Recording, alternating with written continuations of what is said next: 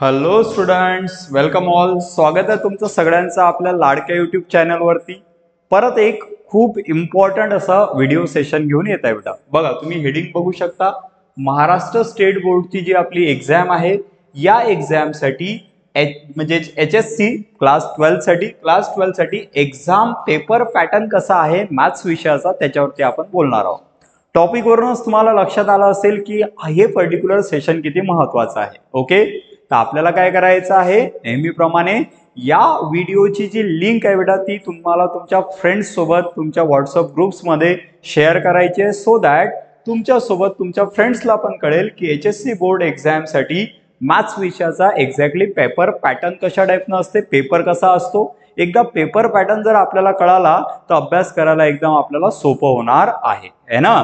So एकदम महत्वाचा हा व्हिडिओ होणार आहे. शेवटपर्यंत बेटा या व्हिडिओला बघायचं आहे. जनरली आपल्याला सवय असते की आपण सुरुवातीला 5-10 मिनिट बघतो आणि काही कुठेतरी स्विच होऊन जातो, पण हा व्हिडिओ खूप जास्त महत्वाचा आहे, त्यामुळे तुम्हाला याला शेवटपर्यंत बघायचं आहे.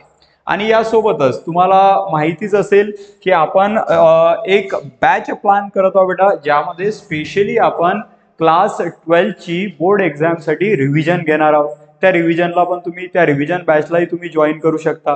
Free of cost he batch असणार आहे यूट्यूबवरती, आहे ना. कुठलाही चार्ज लागणार नाही तुम्हाला. डिस्क्रिप्शन बॉक्समध्ये मी टेलिग्राम चॅनल आणि व्हॉट्सअप ग्रुप चॅनलची लिंक दिलेली आहे, तिथून आपले हे चॅनल जॉईन करून घ्या. तिथं तुम्हाला नोटिफिकेशन मिळत राहतील आपल्या रिव्हिजन बॅच संदर्भात. ओके, आणि त्यासोबतच आपल्या यूट्यूब चॅनलला पण सबस्क्राईब करून घ्या, व्हिडिओला लाईक करा. ठीक आहे, स्टार्ट करूया बेटा. सेक्शन वाईज आपला पेपर पॅटर्न असतो, है ना. जो बोर्ड एक्झामचा जो पेपर पॅटर्न आपल्याला डिस्कस करायचा आहे, ओके, HSC एक्झामचा पेपर पॅटर्न डिस्कस करायचा आहे, तर बेसिकली हा पेपर पॅटर्न 4 सेक्शन मध्ये डिवाइड केलेला असतो. मी याच्याबद्दल डिटेल तुम्हाला सर्व गोष्टी सांगणार आहे. ओके, सेक्शन ए जो आहे बेटा, तो आहे 20 मार्क्ससाठी. सेक्शन ए किती मार्क्ससाठी असतो? 20 मार्क. त्यानंतर सेक्शन सगळ्या ठिकाणी एच झालंय का, इथं लागेल आपल्याला सेक्शन बी, इथं असेल बेटा सी आणि इथं असेल डी. आय एम सॉरी, थोडी प्रिंट मिस्टेक आहे. सेक्शन बी जो आहे तो बेटा आपला 16 मार्क्ससाठी असेल. त्यानंतर सेक्शन सी जो आहे तो 24 मार्क्ससाठी असेल आणि सेक्शन डी जो आहे तो 20 मार्क्ससाठी असेल. प्रत्येक सेक्शन मध्ये कशा टाईपचे प्रश्न आहेत, तिथं कोणते क्वेश्चन विचारल्या जाऊ शकतात, त्याबद्दल आपण डिटेल डिस्कशन करणारच आहोत. ओके, चला. तर सर्वात आधी येऊया बेटा आपण सेक्शन ए वरती. बघा, तुम्ही इथं बघू शकता सेक्शन ए मध्ये जो ऍक्च्युअली 20 मार्कचा आहे, याच्यामध्ये 2 क्वेश्चन असतात. बोर्ड एक्झाम मध्ये किती क्वेश्चन असतात? 2. पहिला क्वेश्चन जो आहे त्यामध्ये बेटा 8 MCQs विचारलेले असतात, है ना. MCQs तुम्हाला माहिती आहे, क्वेश्चन दिलेला असेल, 4 ऑप्शन दिलेले असतील, 4 पैकी आपल्याला एक ऑप्शन सिलेक्ट करायचं असते. मॅथ्स मध्ये प्रत्येक MCQ ला 2 मार्क असतात, है ना. बघा, तर हे जे 8 MCQ इथं दिलेले असतील, प्रत्येक MCQ ला असतील बेटा 2 मार्क. 8 गुणिला 2 म्हणजे 16 मार्क तुम्हाला इथं मिळणार आहेत. ओके, आणि त्यासोबतच सेक्शन ए मध्ये बेटा आपल्याला क्वेश्चन नंबर 2 दिलेला असतो, ज्यामध्ये 4 very short answer type question आपल्याकडे असतील. म्हणजे 4 क्वेश्चन, प्रत्येक क्वेश्चनला असेल बेटा 1 मार्क आणि 1 गुणिला 4 म्हणजे टोटल 4 मार्क, म्हणजे 16 मार्क MCQ. 4 मार्कचे कोणते क्वेश्चन बेटा? Very short answer type question. असे एकूण किती मार्क झाले? 16 अधिक 4 म्हणजे 20 मार्कचा असेल तुमचा सेक्शन ए. यामध्ये एक गोष्ट तुम्ही महत्वाची ऑब्झर्व करू शकता की इथं कुठलाच पार्ट हा ऑप्शन मध्ये नाही. तुम्हाला 8 MCQ दिले, 8चे 8ही MCQ तुम्ही जर करेक्ट आन्सर केले तर तुम्हाला 16 मार्क मिळतील. 4 शॉर्ट क्वेश्चन आहेत बेटा, व्हेरी शॉर्ट क्वेश्चन. 4चे 4ही सॉल्व्ह करायचे आहेत. असं नाही आहे की अटेम्प्ट एनी 4, 6-7 क्वेश्चन देऊन ठेवले, 4च दिले, 4चे 4ही सॉल्व्ह करायचं आहे. म्हणजे तुम्ही असं म्हणू शकता सेक्शन ए मध्ये कोणताच पार्ट हा ऑप्शन मध्ये नसतो, ऑर मध्ये नसतो. सेक्शन ए हा प्युअरली कंपल्सरी सेक्शन आहे. त्यातला प्रत्येक प्रश्न आपल्याला सॉल्व्ह करायचा आहे. ओके, आणि टेन्शन मध्ये यायची गरज नाही, प्रत्येक क्वेश्चन सॉल्व्ह करायचा आहे. याचीही आपण व्यवस्थित प्रॅक्टिस करणार आहोत. त्यासाठी बेटा मी काही स्पेशल टॉपिक्स जे आहेत ते रिव्हिजनसाठी सिलेक्ट करणार आहे आणि त्या टॉपिक्सची बेटा आपण रिव्हिजन करणार आहोत, जे इथं विचारल्या जातात. ओके, बघा, सोप्या भाषेत सांगायचं झालं तर ज्या चॅप्टरला जास्त मार्क असतात ते चॅप्टर्स जनरली MCQ मध्ये विचारल्या जातात. जसं कुठल्या कुठल्या चॅप्टरला जास्त मार्क आहेत, व्हेक्टरला जास्त मार्क आहेत, त्यानंतर ट्रिग्नॉमेट्रिक फंक्शनला जास्त मार्क आहेत, अप्लिकेशन ऑफ डिफरन्सिएशनला जास्त मार्क आहेत, इनडेफिनेट इंटिग्रेशनला जास्त मार्क आहेत. तर ज्याला जास्त मार्क असतात जनरली त्याच्यावरती MCQ विचारल्या जातो, हे फिक्स आहे ना. बघा, आणि कुठल्या टॉपिकला किती मार्क आहेत याच्याबद्दल जर तुम्हाला आयडिया नसेल बेटा तर त्यावरती मी एक सेपरेट व्हिडिओ बनवलेला आहे, त्याची लिंक मी तुम्हाला डिस्क्रिप्शन बॉक्समध्ये देणार आहे. तो व्हिडिओ नक्की बघा, कारण आपल्याला जेव्हा माहिती असेल कोणत्या टॉपिकला किती मार्क आहेत तेव्हा आपण त्यासाठी आणखी बेटरली प्रिपेअर करू शकतो. तर त्या व्हिडिओची लिंक बेटा मी तुम्हाला डिस्क्रिप्शन मध्ये देणार आहे, तो व्हिडिओ नक्की बघा आणि त्याही व्हिडिओला तुमच्या फ्रेंड्स सोबत शेअर करा. सगळ्यांपर्यंत, महाराष्ट्रातल्या सर्व विद्यार्थ्यांपर्यंत हा व्हिडिओ पोहोचला पाहिजे. हा पण आणि तो पण दोन्ही महत्वाचे आहेत. ठीक आहे, चलो. सेक्शन ए तुम्हाला समजला असेल बेटा. पुढे जाऊ आपण आणि सेक्शन बी बद्दल आपल्याला डिस्कशन करायचं आहे. सो सेक्शन बी मी सांगितल्याप्रमाणे किती मार्कचा आहे? 16. सेक्शन बी मध्ये कोणत्या पद्धतीचे प्रश्न असतात? सेक्शन बी मध्ये शॉर्ट आन्सर टाइप क्वेश्चन असतात. कोणते क्वेश्चन असतात बेटा? शॉर्ट आन्सर टाइप क्वेश्चन असतात. आता नीट लक्षात घ्या, इथं थोडं तुम्हाला समजून घ्यायचं आहे. सेक्शन बी जर बघितला तुम्ही तर क्वेश्चन नंबर 3 पासून तर क्वेश्चन नंबर 14 पर्यंत तिथं क्वेश्चन तुम्हाला मिळतील. फर्स्ट आणि सेकंड क्वेश्चन झाला सेक्शन ए मध्ये. थर्ड, फोर्थ, बघा इथे लिहून ठेवलं मी, थर्ड, फोर्थ, फिफ्थ, 6, 7, 8, 9, 10, 11, 12, 13, 14 असे टोटल हे किती क्वेश्चन झाले बघा? टोटल किती क्वेश्चन झाले बेटा? टोटल झाले आपल्याकडे 12 क्वेश्चन. किती क्वेश्चन झाले? 12. असे 12 प्रश्न तुम्हाला सेक्शन बी मध्ये दिलेले असतील, जे कशा टाइपचे आहेत? Short answer type. पण तुम्हाला 12 सोडवायचे आहेत का? नाही. या 12 पैकी आउट ऑफ विच तुम्हाला किती सोडवायचे आहेत? फक्त एनी 8.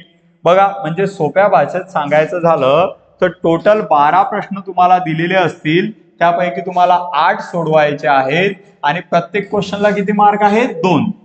म्हणजे 8 दुनी 16 असं 16 मार्कचं सेक्शन बी असणार आहे. मग मला सांगा, सेक्शन ए काय होतं? कंपल्सरी. सेक्शन बी हे कंपल्सरी सेक्शन आहे का? नाही.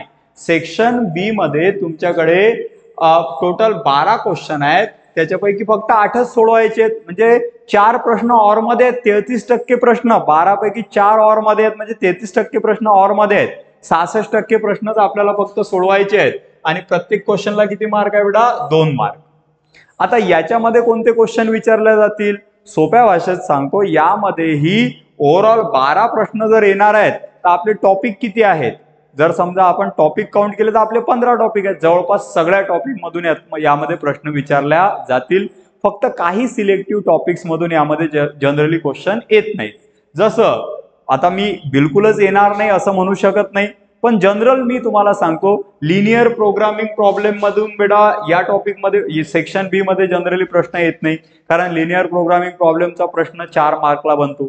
जनरली डेफिनेट इंटिग्रेशनचे जे अप्लिकेशन्स आहेत, अप्लिकेशन ऑफ डेफिनेट इंटिग्रेशन, त्यामधून जनरली यामध्ये प्रश्न येत नाही है ना. तर असे काही टॉपिक आहेत ज्यामधून जनरली सेक्शन बी मध्ये प्रश्न विचारले जात नाही. यावरही आपण डिटेल डिस्कशन करणार आहोत आपल्या रिव्हिजन बॅच मध्ये. रिव्हिजन बॅचला जर तुम्ही जॉईन केलं तर डेफिनेटली तुमचा स्कोअर खूप चांगल्या पद्धतीने इम्प्रूव्ह होऊ शकते, कारण प्युअरली एक्झाम ओरिएंटेड आपण तिथं पार्ट जो आहे तो घेणार आहोत. ओके, चला ठीक आहे बेटा, इथपर्यंत सेक्शन बी समजला. 12 पैकी फक्त 8 सोडवायचे आहेत, प्रत्येक प्रश्नाला 2 मार्क आहेत. पुढे जाऊ आपण. पुढे आहे आपला सेक्शन सी. बघा, सेक्शन बी आपण क्वेश्चन नंबर 14 पर्यंत आलो होतो. तर सेक्शन सी मध्ये काय आहे? क्वेश्चन नंबर 15 पासून तर क्वेश्चन नंबर 26 पर्यंत. इथं पण टोटल किती प्रश्न आहेत बेटा? 12 प्रश्न. आणि यापैकी आपल्याला किती सोडवायचे आहेत? परत 8च सोडवायचे आहेत. परत एकदा 33% प्रश्न ऑर मध्ये आहेत. ओके, 12 पैकी 8 सोडवायचे आहेत. पण आता बदललं काय? इथं 3 मार्क असणार आहेत प्रत्येक क्वेश्चनला. आणि प्रत्येक क्वेश्चनला 3 मार्क का बरं आहेत? कारण आता क्वेश्चन असणार आहेत शॉर्ट आन्सर टाइपच, पण थोडेसे what we say time consuming, थोडेसे ऍडव्हान्स लेवलचे है ना, ज्याला जास्त वेळ लागते, ज्यात जास्त कॅल्क्युलेशन आहेत. हे पण शॉर्ट आन्सर टाइपच क्वेश्चन आहेत है ना. म्हणजे तुम्ही समजून घ्या, सेक्शन ए मध्ये MCQ, सेक्शन बी मध्ये short answer type question, section C मध्ये शॉर्ट आन्सर टाइप क्वेश्चन. म्हणजे 80 मार्काचा जो तुमचा पेपर आहे त्या 80 मार्काच्या पेपर पैकी जवळपास 60 मार्काचे तर शॉर्ट आन्सर टाइप क्वेश्चनच झाले. किती सोपी गोष्ट आहे ना. आणि ज्याला आपल्याला थोडा वेळ लागतो, जे टाइम कन्झ्युमिंग आहेत, थोडे कॉम्प्लेक्स आहेत, ते आहेत तुमचे आपण जे म्हणतो लॉंग आन्सर टाइप क्वेश्चन. ते बेटा सेक्शन डी मध्ये असणार आहेत आणि त्याचंही टेन्शन घ्यायची गरज नाही. मी तुम्हाला सांगतो सेक्शन सी मध्ये हे जे 12 प्रश्न आहेत ना, यातही काही थेरम येतात, काही प्रॉपर्टी येतात. सेक्शन डी मध्येही काही थेरम्स येतात, काही प्रॉपर्टी येतात. म्हणजे स्कोअर करणं खूपच सोपं आहे. अभ्यास करणाऱ्या विद्यार्थ्यासाठी स्कोअर करणं बिलकुल अवघड नाहीये आणि फक्त तुम्हाला त्याला व्यवस्थित डील करायचं आहे. हे सर्व आपण परत एकदा तेच है ना रिपीट रिव्हिजन बॅच मध्ये आपण हे सगळं डिस्कस करणार आहोत. ओके चला, तर काय सांगितलं मी, टोटल 12 क्वेश्चन असणार आहेत, ज्यापैकी फक्त 8 सोडवायचे आहेत. प्रत्येक प्रश्नाला बेटा 3 मार्क आहेत. त्यामुळे सेक्शन सी हा किती मार्कचा आहे, 24 मार्कचा आहे. Okay, and last but not the list, जसं मी तुम्हाला सांगितलं लास्ट सेक्शन डी हा आहे बेटा 20 मार्क साठी. या 20 मार्क मध्ये आपल्याला टोटल किती प्रश्न सोडवायचे आहेत, 5. 20 मार्क साठी किती प्रश्न सोडवायचे आहेत, 5.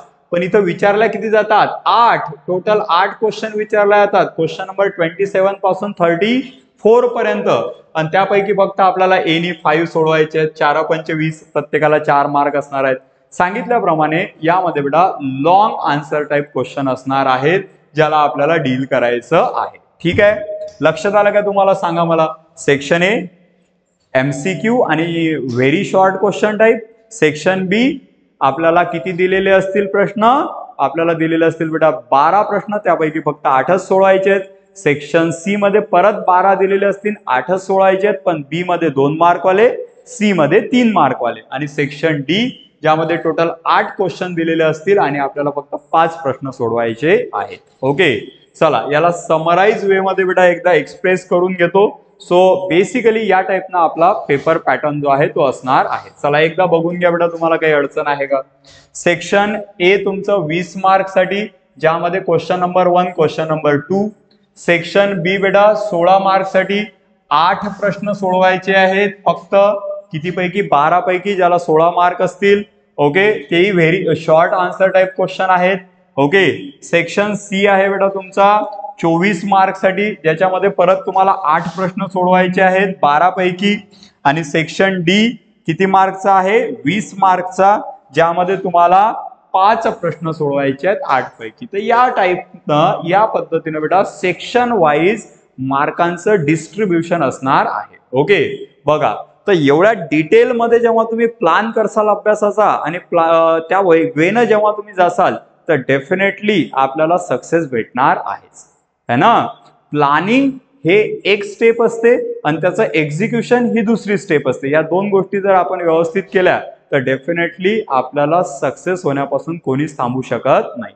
तुमचा अभ्यास किती झालाय हे मला माहित नाही, पण ज्या पद्धतीने आपण इथं सगळ्या गोष्टी प्लॅन करून हा जो आपला रिव्हिजनचा कोर्स आहे हा प्लॅन घेणार आहोत, त्यामध्ये जर तुम्ही माझ्यासोबत जुळले, तुम्ही जर रेग्युलर अभ्यास केला, तर डेफिनेटली तुम्हाला मार्क मिळणार आहेत. फक्त तुम्ही रिव्हिजनच्या बॅचेस केल्या, रिव्हिजनचा ऑनलाईन क्लास केला, तुम्हाला मार्क्स मिळतील असं बिलकुल गरजेचं नाही.